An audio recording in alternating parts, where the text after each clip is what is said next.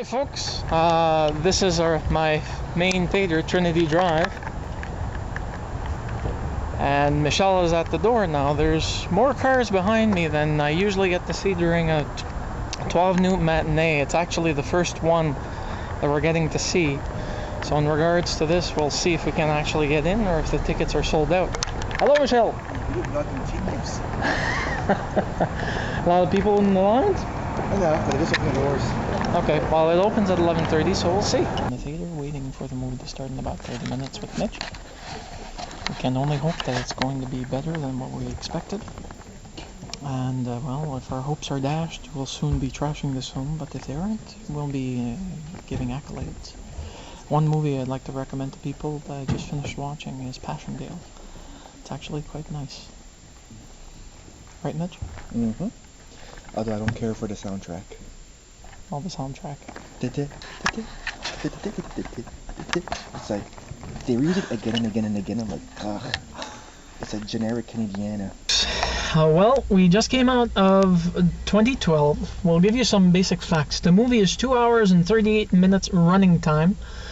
So plan for a 3-hour event in total because of the previews and if you want to watch the end credits like I like to watch. And find a comfortable seat, dear God. Yeah, there's that too. At least here we have tiered seating. I know many theaters have gone that way, but we unfortunately also have one theater located at Crystal Palace in Moncton that's still regular seating, which bites. Period. Yes, it does. So anyways, we just wanted to let you guys know that the movie is definitely well worth it. The plot line we won't try to spoil. Suffice it to say that if you combined Armageddon, Deep Impact, and the day, what was the name of that disaster movie? The Day After? Day After Tomorrow. The Day After Tomorrow. This would actually beat one of all three. Yes. And of course, they all have the same plot. The world ends, you people survive. Aha. Pretty much. Now, the fun thing here, I'll divulge this. It's the first movie that you'll actually see John Kennedy kill the current American president. Yes, I know, that's kind of humorous. There's lots of humor here. You have to take this movie with a grain of salt. You have to be careful with it too. If you're somebody who suffers from panic or anxiety attacks, you may not wish to actually assist the movie because you may come out with sudden foreboding feelings that your life is going to come to a terminal end. Yes.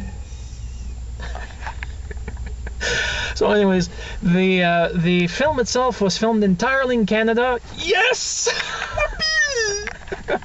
It was done in BC. They used mostly cam loops to film the movie. And here's the kicker. That you don't know who the actor is, well, that's something that I didn't know. He does. So I'll let him do the talking.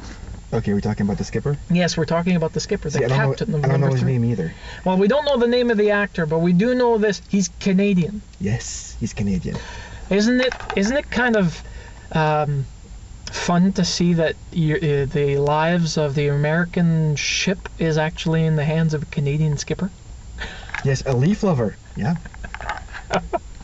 Anyways, go see the movie. If you wait too long, you'll regret it. You can always wait for DVD or cam rips off any websites you wish, but trust me, you won't get the same experience as being in the theater with people packing the seats. We almost had a full house. If you're going to go see the movie, turn off your frickin' cell phones, pagers, or any other cell devices that have a LED screen, please. It shoots people in the eye when it comes to destroying their night vision when you're watching a movie screen. Trust me, your peripheral vision will pick it up and you'll be bugged by it the whole entire time. That's exactly the case for me. He had the good graces of being hidden at an angle. I had the wrong graces of being at the right angle, and unfortunately I got to see that person's, I think it was a BlackBerry, open at least 5 times, and towards halfway to 3/4 of the movie, the reason why she was opening and closing it is because she came back in the theater with somebody else who had bought a ticket. Yes. And if this movie ever does play anywhere in 3D or in IMAX and you go to see it, wear a diaper. And my friend Mitch, both Nick and Mitch, recommend to you. Yes. go see this movie, 2012. You'll enjoy it, you'll like it, and you may actually buy it to include it in your home video library.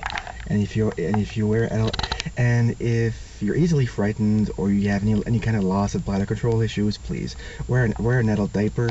Just so somebody comes in later on and sits in your pee, because you will probably piss yourself. Goodbye, folks. On to this little presentation / review.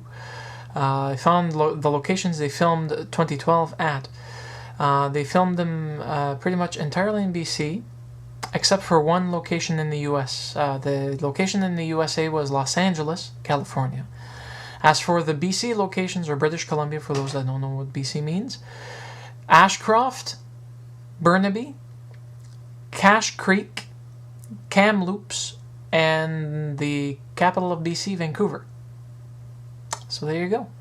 Also, in regards to the actors, they had Woody Harrelson playing a part in it. They had John Glover playing a part in it.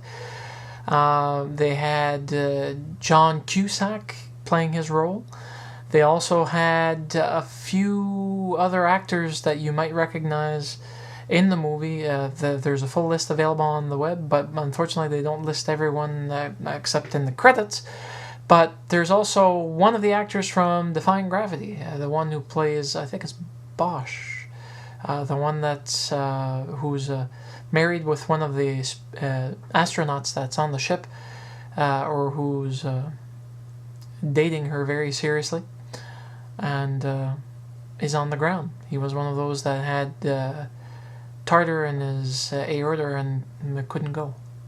So there you go. Talk to you later.